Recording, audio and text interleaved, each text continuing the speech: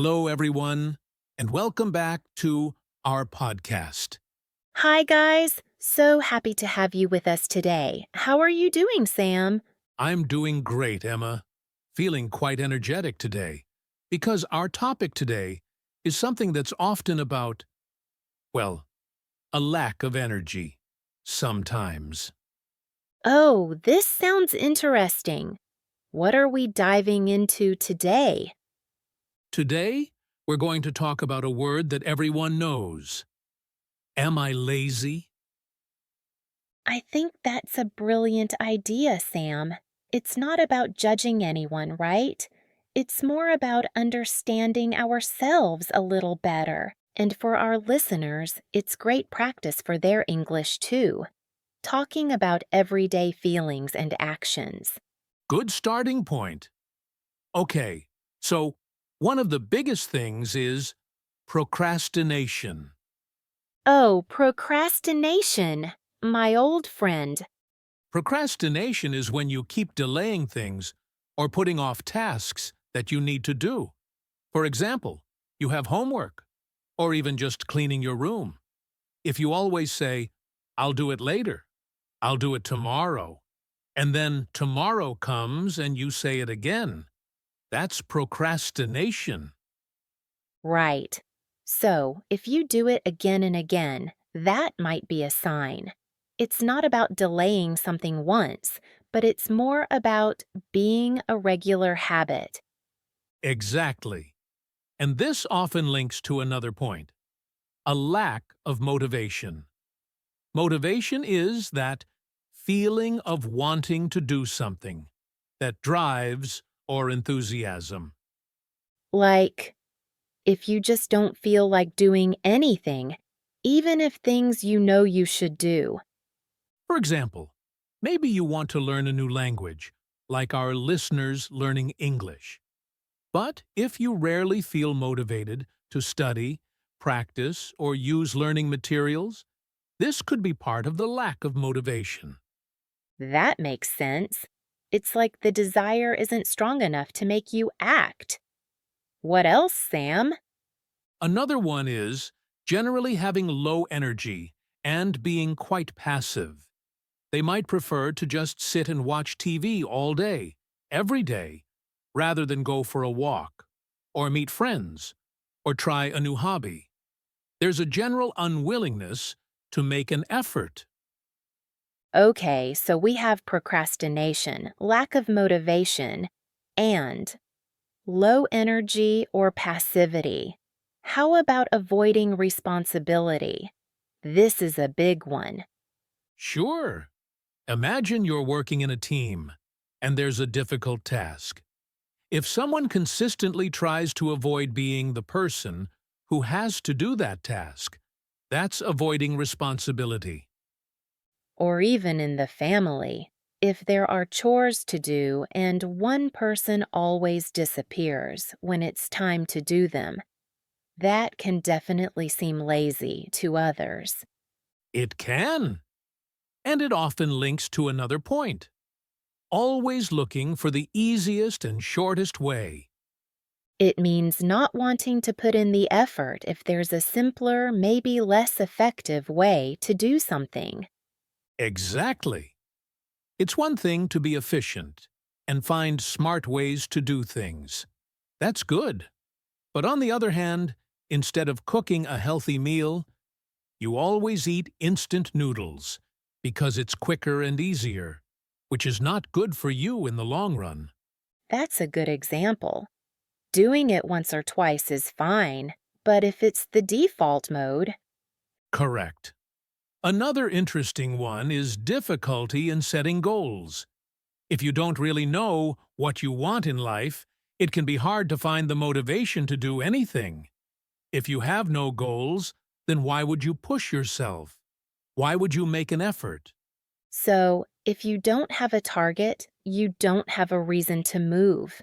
It's not just about not doing things, but maybe not even knowing what to do. All right, so we've talked about some characteristics that might be associated with laziness. Now let's talk about the other side. This is the more positive side. Okay, so if we talked about avoiding responsibility before, then the opposite would be being responsible. Exactly. Non-lazy people generally take their responsibilities seriously. They do what they say they will do. If they have a job, they do it well. They don't make excuses. So they are reliable. You can count on them. For example, if they say they will help you with something, they will actually show up and help. Perfect example. And just like we talked about, lack of motivation, non-lazy people usually have high motivation, or at least they know how to find it. What does that look like? Does it mean they are always super excited about everything? Not necessarily super excited all the time, because that's not realistic. They want to achieve things. They are willing to work towards their goals, even when it's difficult. They find reasons to do things, rather than reasons not to. So they might not always feel like doing something, but they do it anyway because they know it's important for their goal. Like for our listeners, they might be tired after work, but they still find the motivation to study English. Like for our listeners, they might be tired after work or school, but they still find the motivation to study English. Precisely! That's a fantastic example. This leads to another point: being proactive and enterprising. Proactive people make things happen. They look for opportunities. They are curious and willing to learn new things to improve themselves. If they see a problem, they think about how to solve it, rather than just complaining about it. I like that.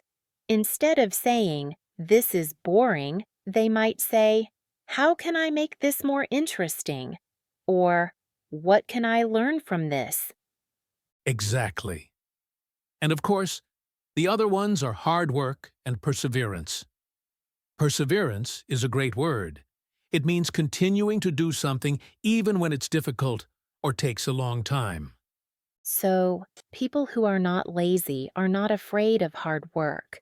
They understand that to achieve something valuable, you often need to put in a lot of effort and time, and they don't give up easily. That's the key. They face challenges, they might fail sometimes, but they get back up and try again. Think about someone training for a marathon. It's hard work. That's perseverance.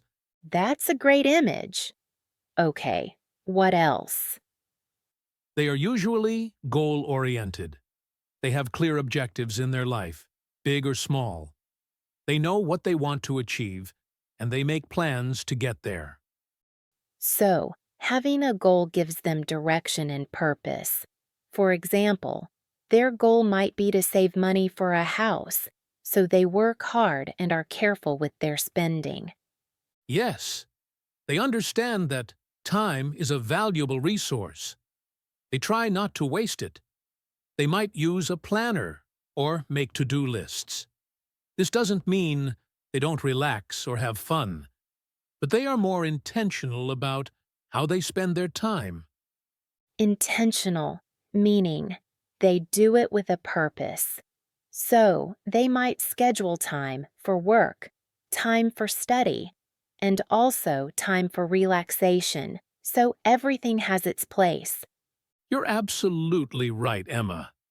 And one last thing that I think is common in people who are not lazy is a desire to learn and a sense of curiosity. Exactly. They are always looking to improve themselves, learn new skills, and understand the world better. Yes, they read, they ask questions, and they are open to new experiences. They don't just accept things as they are. They want to know more. So, Sam, we've talked about some characteristics that might be seen as lazy, and some that are seen as not lazy or diligent. Definitely. So the question, are you a lazy person or not? is really for you to think about, for your own self-reflection. What habits do you have? Are these habits helping you, or are they holding you back from what you want to achieve? And if you do see some lazy tendencies in yourself that you want to change, the good news is that habits can be changed. You can start small. Maybe choose one thing, like trying to be a little less procrastinating on one small task each day. That's great advice, Emma. Small steps can lead to big changes over time. And recognizing is the first step, isn't it? It absolutely is. Well, this has been a really interesting discussion, Sam. I hope our listeners found it useful and that it gave them some good English vocabulary and phrases to think about. I hope so too. Remember, be kind to yourselves. Understanding these things is about growth, not criticism. Perfectly said. So, that's all the time we have for today's episode. Thanks for tuning in, everyone. Take care and keep practicing your English. Bye for now.